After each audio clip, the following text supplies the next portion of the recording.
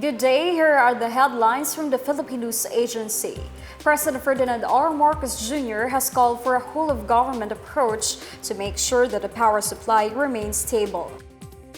In an ex-post, the President directed all government offices to set the standard in conserving energy and minimizing power usage. At the same time, he instructed the Department of Energy to monitor the situation closely and coordinate with all stakeholders to address the power supply issue. The President made the call amid the declaration of red and yellow alerts in the Luzon grid. On Tuesday, DOE Secretary Rafael Lotilla said extremely high temperatures affected the operations of 31 power generation facilities. The DOE have asked power plant operators to work on restoring full operations of their facilities. In a separate report, the National Grid Corporation of the Philippines said several areas experienced power interruptions as nearly 20 power plants underwent forced outages. Meanwhile, Meralco has advised its consumers to unplug appliances and conserve energy, especially from 1 to 11 p.m., as power reserves are limited. The Philippine government has advised Filipinos to postpone non-essential travel to Israel as Alert Level 2 remains over the country.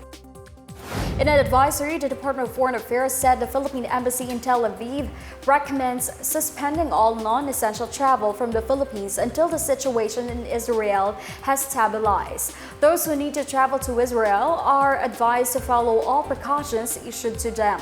Meanwhile, Filipinos in the region are urged to be alert and updated with the security pronouncements of their host governments.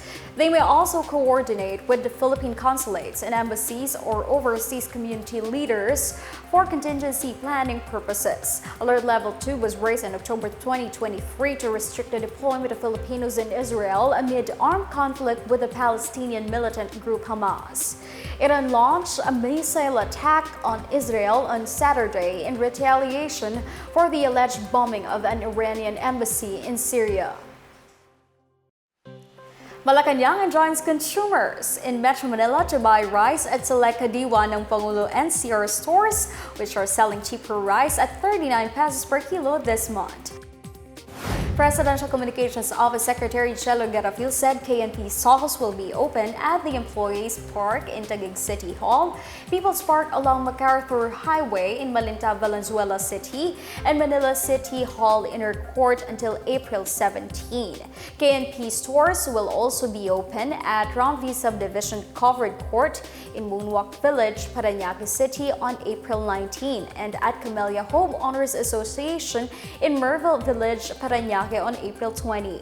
Garafil said Kadiwa organizers posted total sales of 2.9 million pesos in Metro Manila, with rice being the most sought-after commodity. She advised Metro Manila residents to visit the Department of Agriculture's official Facebook page and social media pages of other government agencies for the full schedule and venue of Kadiwa stores.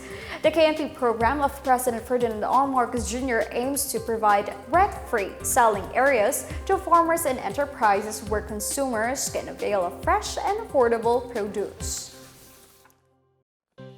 The Bureau of Fisheries and Aquatic Resources is committed to empowering Filipino fisher folks and push for the country's blue economy through its livelihood activities to enhance fisheries yields and economic gains from the West Philippine Sea or LAYAG-WPS program.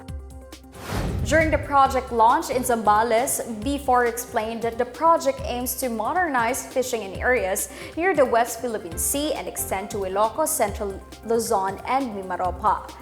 It said that more than 300,000 Filipino fishers are fishing in the said areas. Meanwhile, Agriculture Secretary Francisco Chu Laurel, through the DA Deputy Executive Director Andray Rivera, expressed full support for the program and thanked local fishers for their efforts to help achieve food security for the country. He said that in 2023, BFAR reported over 201,000 metric tons of production in areas adjacent to the West Philippine Sea. The objectives of the LAYAG-WPS project are clear: to support, empower, advance the welfare of the Filipino fisher folks operating in the resource-rich waters of the West Philippine Sea. Through the provision of modern fishing equipment and technical training, We aim to enhance fisheries yields and economic gains for our fisher folks communities within and along the West Philippine Sea. In our news around the globe, the European Union, along with the government of 13 countries, including the Philippines, issued a joint appeal calling for the immediate ratification of the United Nations Treaty to protect the oceans from overfishing and other harmful human activities. The call was made during the Our Ocean conference in Athens this week, where EU and its partners stressed the importance of the High Seas Treaty to secure 60 ratifications to be implemented. Among the countries committed to this goal are Belgium, Bermuda, Chile, Costa Rica, Dominican Republic, France, Germany, Greece, South Korea, Nigeria, Palau, the Philippines, and Seychelles. So far, 4 countries, including Palau, Chile, Belize, and the Seychelles, have officially approved the agreement, while 89 countries have signed and expressed their intent to ratify it. The treaty was adopted by the United Nations last year to preserve biodiversity in the high seas. It aims to protect 30% of the Earth's land and sea by 2030.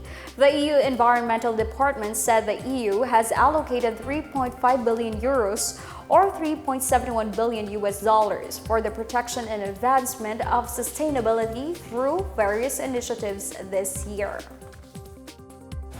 And that's the latest and the biggest stories on the PNA Headlines. For more news updates, please visit our website, pna.gov.ph, or our Facebook and X account, Philippine News Agency. The PNA Headlines is also streamed via the Servicio Facebook page. You may also watch the PNA Headlines through the Philippine News Agency's YouTube account via the News and Information Bureau website, nib.gov.ph, under PNA News, or on the Facebook page of the Presidential Communications Office, or PCO.